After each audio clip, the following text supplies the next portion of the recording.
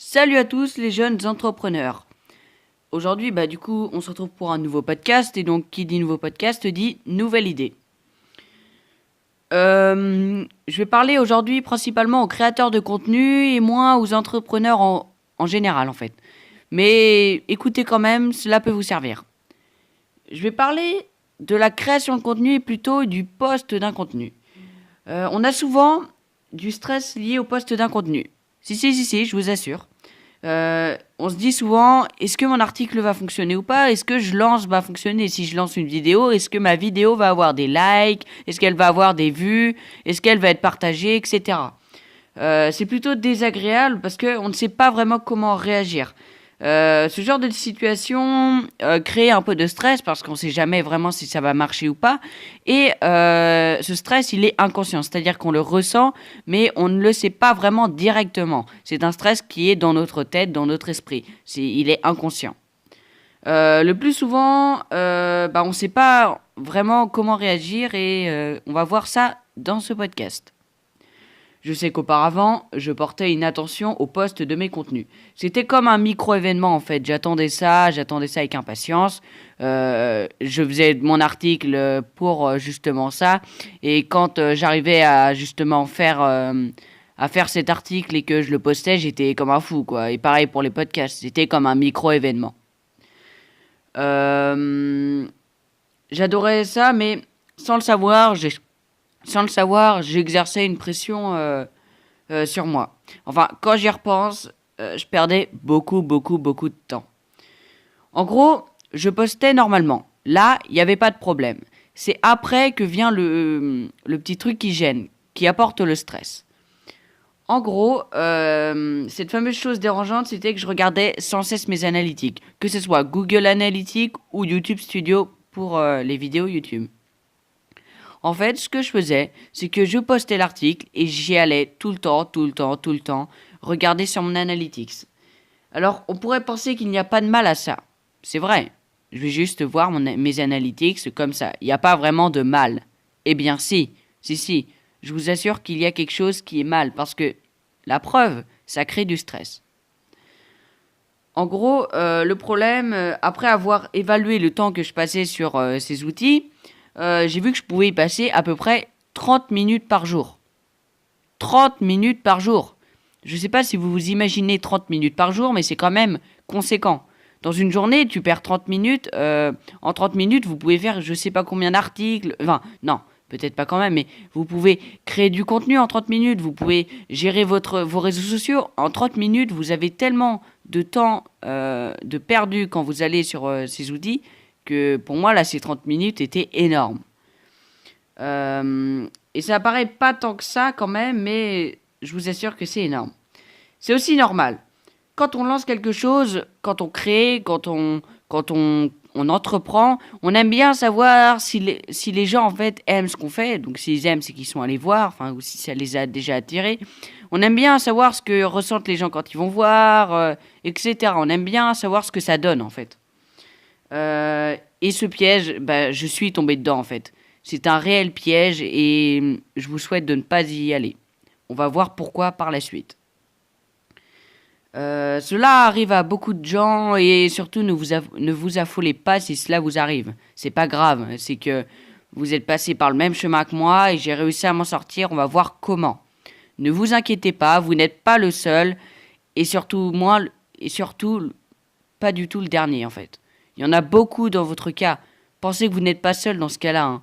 Il y en a beaucoup et même la plupart des gens font cette erreur. C'est pour ça que je fais ce podcast. En plus de perdre du temps, je me faisais du mal.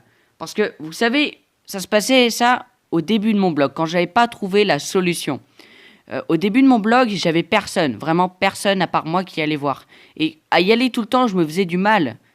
À chaque fois, je voyais le compteur qui marquait 0 personne. Tu vois, personne n'était allé voir ce que j'avais fait. Et moi, je trouvais ça bête. Enfin, je me disais, qu'est-ce qu'il y a? Quel est le problème avec ce que je fais?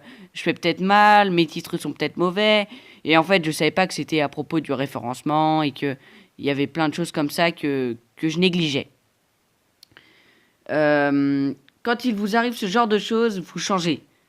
Vous essayez de faire ce qui marche. En fait, je commençais à copier les autres. Parce que, en fait, j'étais comme un clone, le clone d'une personne que je n'étais pas et c'était vraiment mauvais. C'était mauvais pour mon blog, c'était mauvais pour mes podcasts, c'était mauvais pour tout ce que je faisais, en fait, tout ce que j'entreprenais. Euh, Ça paraît dingue, mais ça m'est vraiment arrivé parce qu'en fait, euh, c'est à cause de l'envie en fait d'avoir des clients. C'est à cause de l'envie d'avoir des personnes qui viennent vous voir sur ce que vous faites en fait. C'est une envie et si cette envie elle n'est pas satisfaite, et ben le problème c'est que vous allez être exposé à des problèmes comme celui-ci. On peut retrouver le même cas de figure dans une autre situation. Dans la situation où quand on se lance, on est vraiment indépendant. C'est-à-dire qu'on n'a plus de travail à côté, on ne gagne plus d'argent, et notre seul gagne-pain, entre guillemets, c'est vraiment de gagner de l'argent avec ce qu'on fait, avec ce qu'on a entrepris. Mais sauf qu'au début, c'est très compliqué. Et ça peut mettre une pression supplémentaire, parce que vous avez des attentes, enfin, vous êtes obligé pour vivre, vous devez réussir. Et si vous voyez que quand vous lancez quelque chose, ça marche pas, là vraiment, ça va être compliqué pour vous. Ça va être plus du mal physique que psychologique parce que si vous pouvez pas vous nourrir, vous allez avoir des carences, etc. Donc là, c'est vraiment un cas de figure où c'est l'extrême. C'est vraiment le pire. Et cette pression, elle nous rend vraiment différents parce que je suis devenu un clone parce que pour une simple et bonne raison. En fait, quand on voit son voisin faire de la merde, mais vendre, avoir des clients, etc., et ben on se met à faire de la merde. Mais c'est instinctif. Ça, on le contrôle pas, mais c'est même normal. Quand on voit quelqu'un qui fait quelque chose qui marche et que nous, on essaye de faire quelque chose, mais ça ne fonctionne pas, qu'est-ce qu'on est tenté de faire? On est tenté de faire pareil que celui qui marche. C'est pour ça qu'aujourd'hui, il y a des problèmes d'innovation et d'originalité, parce que les gens, en fait, voient les autres réussir et se disent, ben moi aussi, je vais faire ça. Tous les youtubeurs gaming, il y en a des milliers des youtubeurs gaming, mais il y en a peut-être 4 ou 5 qui vraiment gagnent leur vie grâce à YouTube.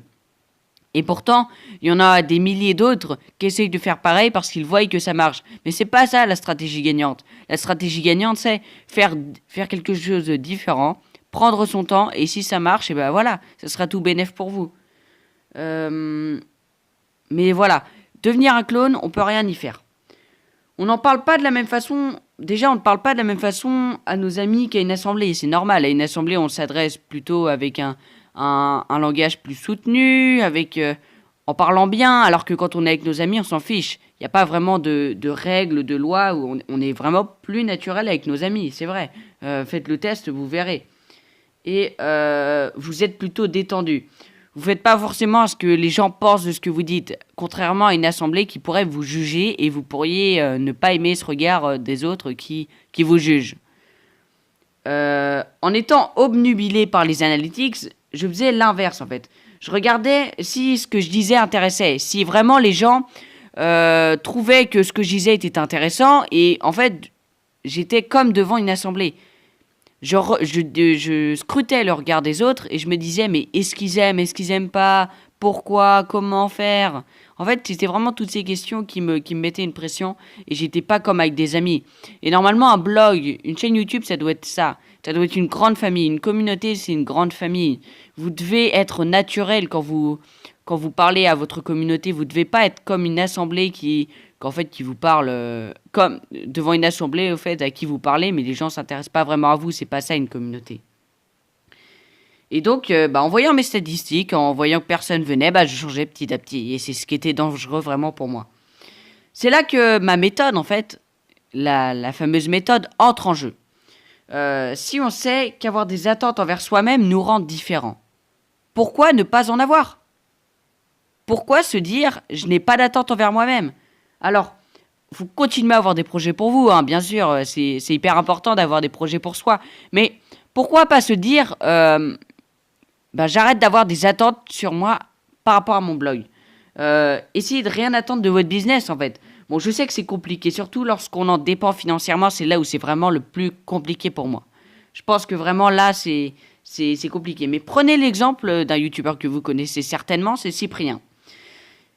Cyprien, il a 10 millions d'abonnés. 10 millions d'abonnés. Un peu plus même d'ailleurs. Imaginez combien ça fait, c'est énorme. 10 millions d'abonnés, c'est juste énorme. Et son succès, il est là en partie grâce à ses débuts. Parce que je rappelle, Cyprien, il a débuté sur Internet, il était sur Dailymotion avant, mais il a débuté sur YouTube au tout début de YouTube. Pas vraiment au début, mais dans les débuts de YouTube, là où il y avait vraiment pas grand-chose, et surtout, là où YouTube ne rémunérait pas financièrement les YouTubeurs. C'est-à-dire que les YouTubeurs, quand ils s'inscrivaient, quand ils faisaient leurs vidéos, ils le faisaient pour le plaisir avant tout.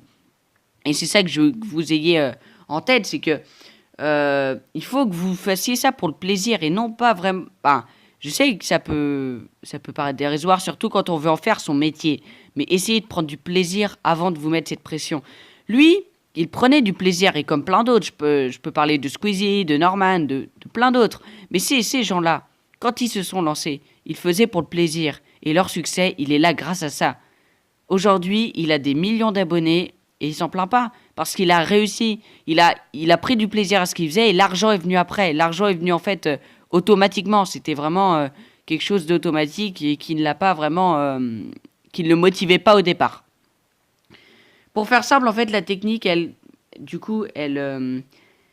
consiste à poster votre contenu sans vraiment vous en préoccuper. En fait, vous le postez, vous le lâchez sur Internet, pof, vous le lâchez et voilà. Ça s'arrête là. Une fois que vous avez fait ça, prenez du recul et penchez-vous sur le prochain article. Allez regarder le prochain article. Qu'est-ce que vous allez faire? Trouver une idée, commencer à le rédiger. C'est ça le but en fait du truc. C'est qu'il faut vraiment que vous soyez distrait de cette envie d'aller voir les analytiques, tout ce qui est statistique, pour que vous vous concentriez vraiment sur l'essentiel en fait. Et c'est ça le plus important. C'est là en fait que vous aurez des résultats. C'est à ce moment que vous deviendrez naturel. Parce que les gens, enfin vous n'aurez plus d'attentes envers vous-même. Vous ne penserez plus que les gens auront des attentes envers vous-même. Et vous deviendrez naturel vous-même et ça plaira. Alors, vous devez voir devant et arrêter de vous tourner vers le passé parce que j'en ai marre. Moi, en fait, c'est ce que je faisais. Je me tournais vers le passé. J'avais fait quelque chose et je regardais toujours ce que ça faisait. Aujourd'hui, je vis beaucoup mieux et je vais vous montrer comment le faire.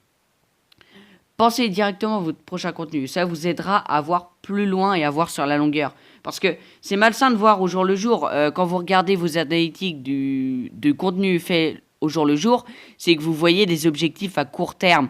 Mais je pense que quand on veut développer son business, on doit voir au long terme. On doit vraiment avoir une vision à un but au long terme. Parce qu'au court terme, ça vous mènera pas loin. Et ça, je vous le garantis. Alors, si vous ne voyez pas assez loin, vous n'arriverez pas à définir des objectifs qui vous emmèneront vers ce que vous voulez depuis le départ. Et s'il vous plaît, faites-moi plaisir, arrêtez de faire ce que je faisais avant, c'est-à-dire regarder ces statistiques H24. On s'en fiche, sérieusement. Au début, c'est plutôt compliqué, mais allez-y petit à petit. Pour ma part, j'ai commencé par une journée, parce que je ne pouvais pas me passer d'une journée sans mes statistiques. Eh bien, j'ai commencé par une journée, et puis 2 jours, 3 jours, une semaine, etc. Bon, faut quand même aller les voir un petit peu, parce que si vous faites de la merde, faut quand même être au courant. Hein, ça, c'est primordial. Mais est-ce que on a réellement besoin de ces outils?